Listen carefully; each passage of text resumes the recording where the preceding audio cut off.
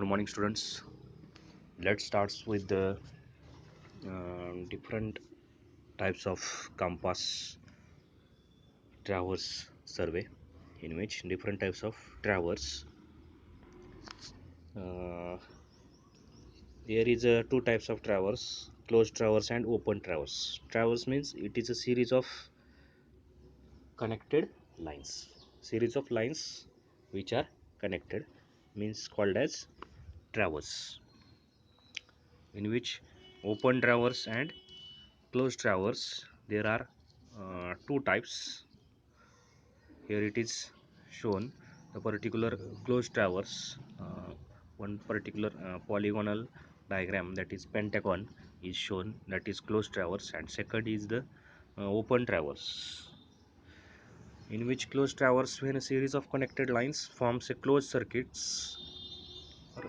closed circuit, that is when the finishing point coincides with the starting point of a survey, it is called as closed traverse. For example, existing building, fonts, forest, estates. These are the some properties which are plot by using closed traverse. And second is the open traverse, when a sequence of connected lines extends along a general direction and does not return to the starting point of a survey. It is known as open traverse or unclosed traverse. For example, survey of roads, rivers, coastlines, or sometimes seashores, oceans असतील, तर त्याच्या काय boundaries आहेत, पाहतायत, particular direction आहेत, त्या find out करण्यासाठी काय करतो आपण, तर ओपन ट्रॅव्हर्सचा वापर करतो. In the last lecture we already discussed about the principle of compass survey. Let's see again. The magnetic bearings of a survey lines are measured by prismatic compass, and the distances of the lines are connected by the distances of the lines are measured by the chain or tape. ज्याच्यामध्ये magnetic bearings या कंपासनी major करतायत आणि distances ज्या आहेत त्या सर्वे लाईन्सच्या particular ह्या chain और टेपने major केलं जातं. In such type of survey does not require the formation of network of triangles, because triangulation principle च्या पुढे चाललोय आपण, ट्रॅव्हर्सिंग फॉलो करणार आहे. This is the principle of compass survey, traversing. ठीक आहे. तर याच्यामध्ये type of compass, prismatic compass, surveyor compass, the particular component parts already studied through the video. Then let's start with some definitions regarding this topic. First of all, bearing. So for that particular all the definitions, let's see the sketch below. याच्यामध्ये काय दाखवलंय, तर दोन lines दाखवलेत having arrow also, arrow head त्याला आहेत. याच्यामध्ये one vertical line दाखवली आहे, त्याला काय म्हटलंय, ट्रू और जिओग्राफिकल मेरिडियन म्हटलंय, आणि त्याच्या लेफ्ट साईडला एक तिरपी ॲरो हेड असणारी लाईन दाखवली आहे, त्याला काय म्हटलंय, मॅग्नेटिक मेरिडियन असं म्हटलंय. तर हे मेरिडियन काय आहे हे पुढे जाऊन आपण शिकणार आहोत. In which true meridian it is represented by geographical meridian, that's why capital GN is the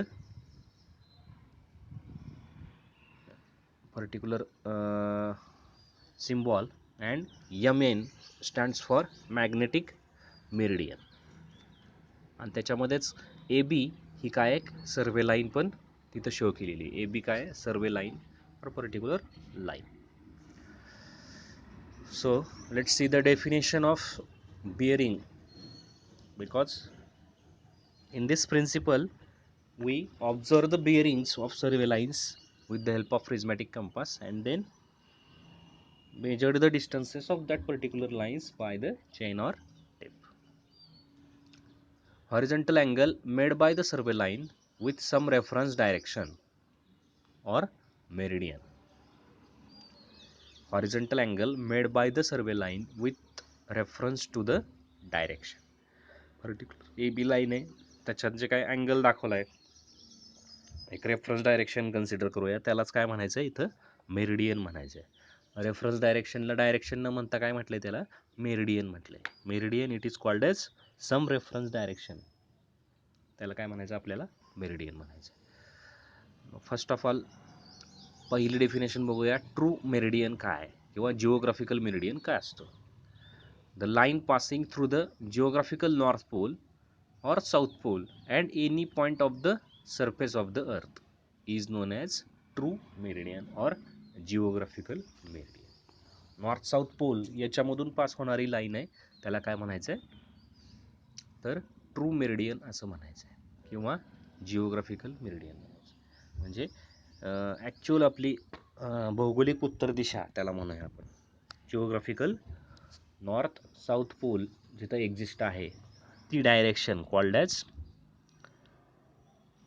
true meridian और जिओग्राफिकल मेरिडियन. आता आपल्याला याच्यामध्ये काय करायचं आहे, बिअरिंग मेजर करायचं आहे, म्हणजे अँगल मेजर करायचं आहे. मग अँगलला काय रेफरन्स असतो तर पर्टिक्युलर डायरेक्शन. म्हणजे आता कंपासमध्ये काय आहे तर मॅग्नेटिक मेरिडियन आहे, सॉरी मॅग्नेटिक निडल आहे. पर्टिक्युलर मॅग्नेटिक निडल काय करणार आहे तर एक रेफरन्स डायरेक्शन शो करणार आहे, त्याला मॅग्नेटिक मेरिडियन असं म्हणता येईल. आणि त्या मॅग्नेटिक निडलच्या सहाय्याने आपल्याला काय करायचं आहे ती सर्वे लाईन कुठं एक्झिस्ट आहे त्याचा अँगल आपण फाइंड आउट करणार आहोत. सेकंड त्याच्यामध्येच द पर्टिक्युलर ट्रू मेरिडियन याच्यावरूनच आपण त्याचं काय करणार आहे ट्रू बिअरिंग ऑब्झर्व करणार आहोत. True bearing the horizontal angle between the true meridian and A survey line is known as true bearing of the line. बरोबर आहे ना. पर्टिक्युलर सर्वे लाईन आणि जिओग्राफिकल मेरिडियन याच्यामधला जो काय हॉरिझॉन्टल अँगल आहे त्याला काय म्हणायचं आहे ट्रू बिअरिंग असं म्हणायचं आहे. नेक्स्ट डेफिनेशन मॅग्नेटिक मेरिडियन काय. When a magnetic needle is suspended freely and balanced properly and it is unaffected by magnetic substances, it indicates a direction. This direction is known as magnetic meridian. Magnetic needle आहे ते काय होणार आहे तर suspension स्टेटमध्ये असणार आहे.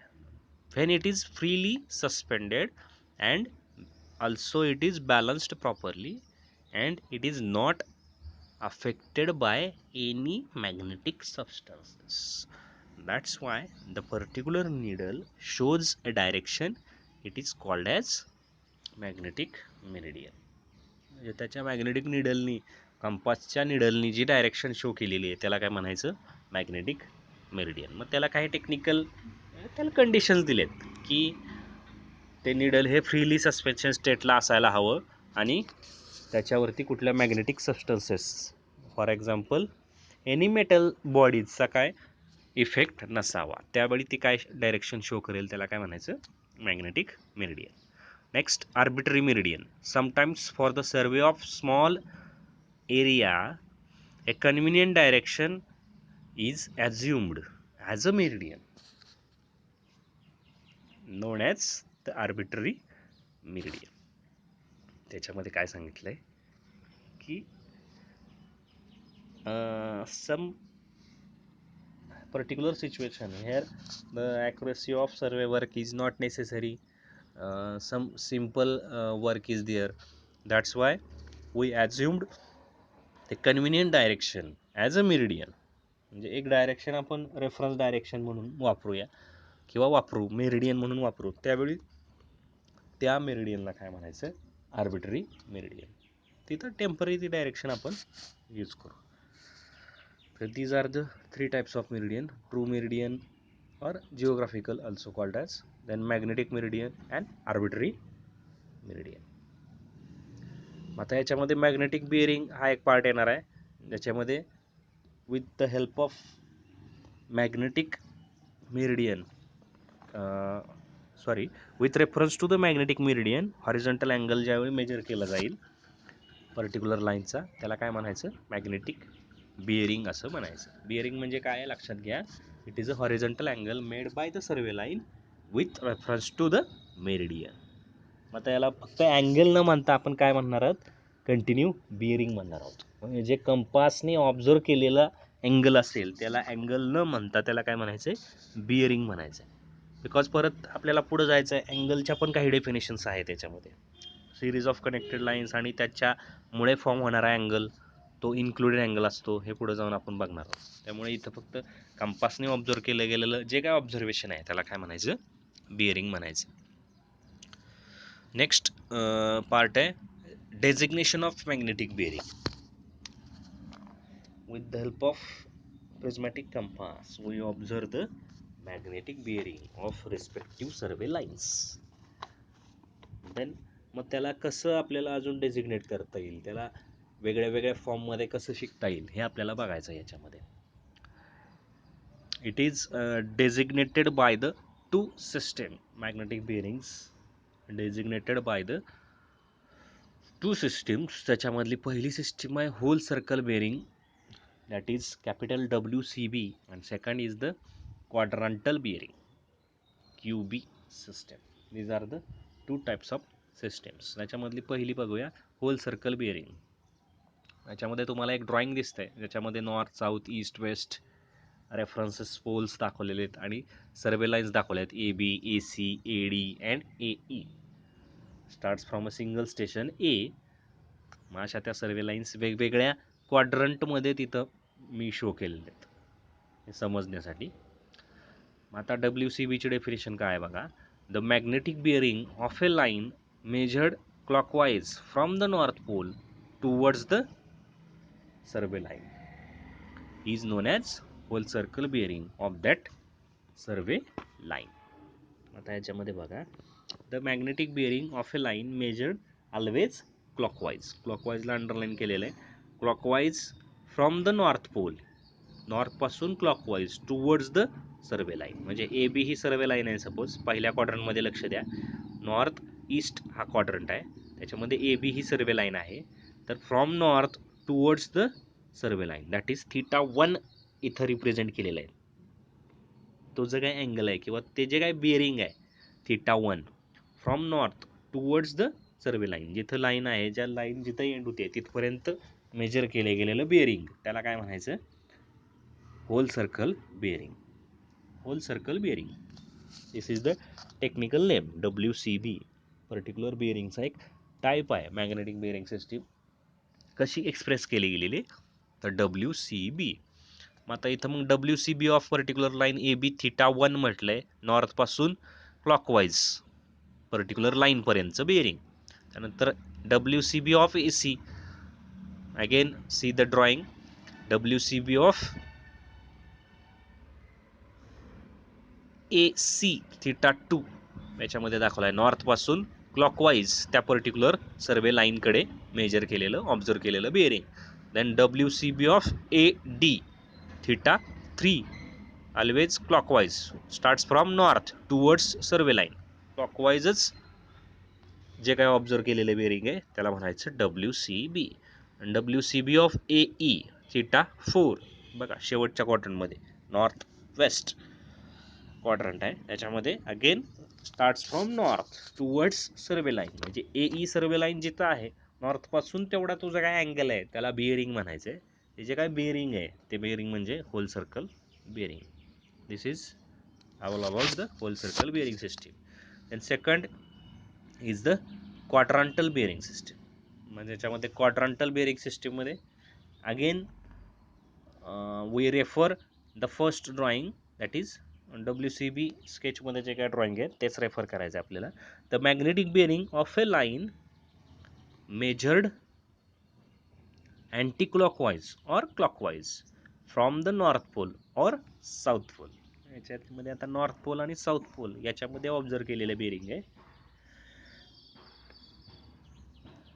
towards whichever is nearer from that particular line towards the east or west is known as quadrantal bearing of the line.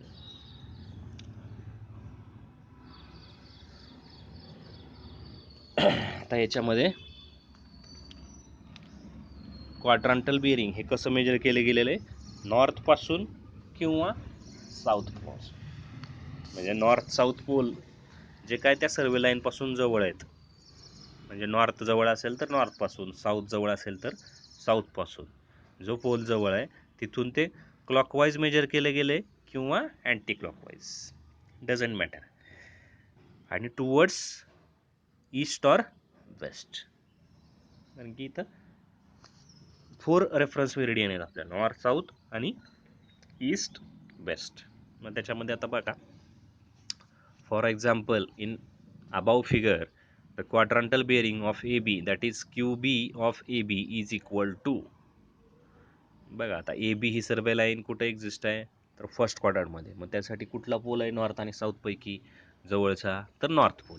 नॉर्थपासून towards east or west, मग कुठला आहे तर ईस्ट आहे, म्हणून N theta 1 E that is north, theta 1 east, आणि clockwise तो जो काय बिअरिंग आहे त्याला काय म्हणायचं, क्वाड्रांटल बिअरिंग.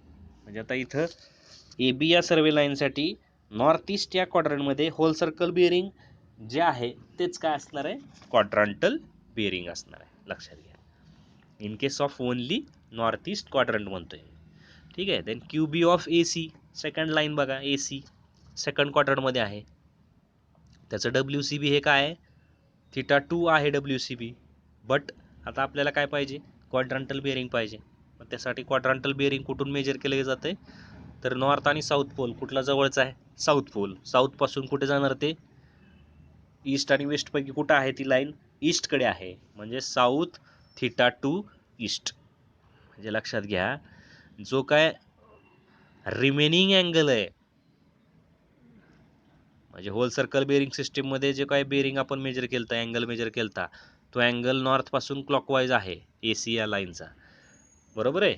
आणि इथं काय केलं आहे, साऊथपासून ईस्टकडे मेजर केला गेलेला अँगल, तो म्हणजे काय असणार आहे इथं, ते बेअरिंग म्हणजे काय असणार आहे तर क्वाड्रांटल बेअरिंग आहे. म्हणजे याच्या अपोजिट आहे, डब्ल्यू सी बी सिस्टीमच्या अपोजिट सिस्टीम आपण ही पाहतोय, quadrantal bearing system. Then Q B of A D that is कुठं असेल, A D line south towards west, south that is S theta 3 west. आता थीटा 3 तो वरचा कन्सिडर करू नका, कारण की तिथं फक्त ही डायग्रॅम कन्सिडर करा. थीटा 3 हा आपण डेव्हलप केला आहे, south theta 3 west towards waste,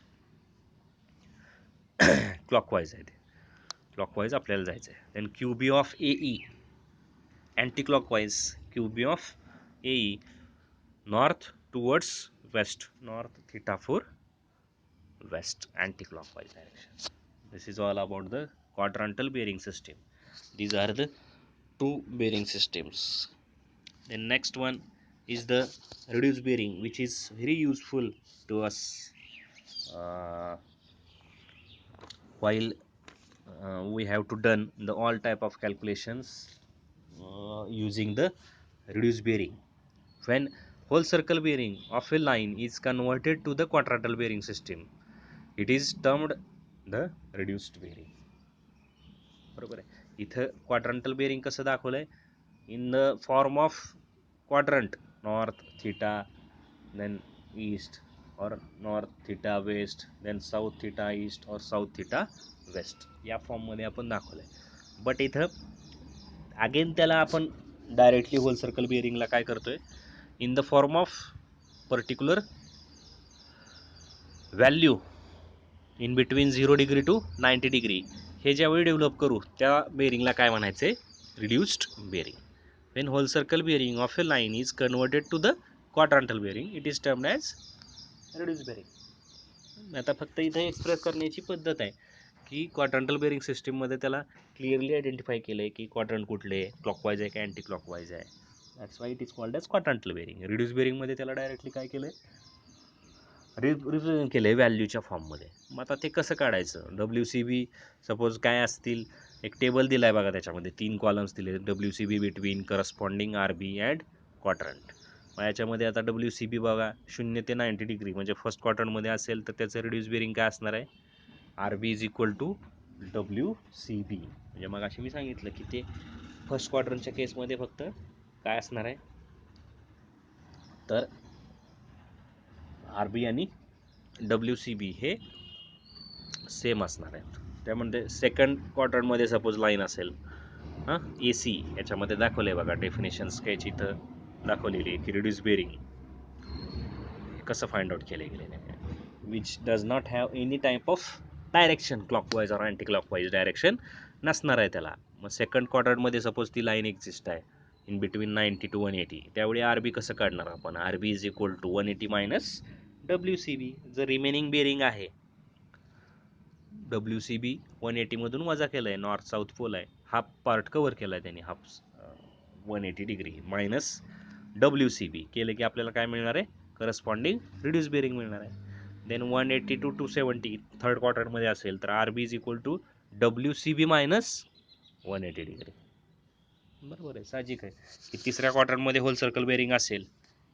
तिसरा क्वाड्रंट बघा इथं मग असे बघितलं आपण, तिसऱ्या क्वाड्रंटमध्ये θ3 असेल तर जो काय आहे त्या होल सर्कल बेरिंगमधून रिमेनिंग पार्ट 180 वजा केला की आपल्याला साऊथकडून वेस्टकडे जाणारं बेरिंग मिळते, दॅट इज θ3.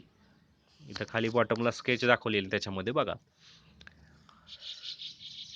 डेफिनेशन स्केच असं नाव दिलेलं आहे त्या ड्रॉइंगला, त्या स्केचमध्ये पाहायचं. आणि लास्ट क्वाड्रंट याच्यामध्ये सपोज सर्वे लाईन AE ती एक्झिस्ट आहे, तर तिथलं रिड्यूस बेरिंग आपण कसं फाइंड आउट करणार आहे, नॉर्थ वेस्ट असं असणार आहे ना ते फोर्थ क्वाड्रंटमध्ये. मग त्यावेळी θ4 कसा फाइंड आउट करायचा आहे, तर RB is equal to 360 minus given WCB. त्याच्यातून 360 फुल सर्कल 360 डिग्री कवर केलं आहे, 360 मायनस गिवन WCB, नॉर्थपासून क्लॉकवाईज असतं WCB towards particular line. Consider करा, ते लक्षात घ्या. मग त्याच्यातून 360 मधून WCB मायनस केलं की काय मिळणार आहे आपल्याला, θ4 which is required reduced bearing.